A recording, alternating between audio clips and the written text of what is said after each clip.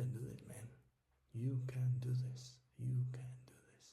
You can do this. You can do this. You got this. You're great. You got this, buddy. Oh my god. Yeah, Claude takes some time to answer, and it needs to analyze every single one of the comments, right, in order to decide what to do next and or what code to generate or whatever. So every time it's going to be a turnaround, so it makes it a bit slow, but there we go.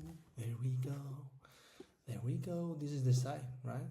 You can click and see all the app names and all the details, and I think it should have it's not giving me the URL. I want the URL to open it in my browser, please.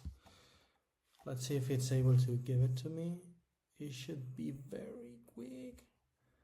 We got the URL. There we go. Let me open it so we can see it here. There we go. Right, so you can browse the deployed app from different places too, which is pretty cool. So yeah, it works. 6767.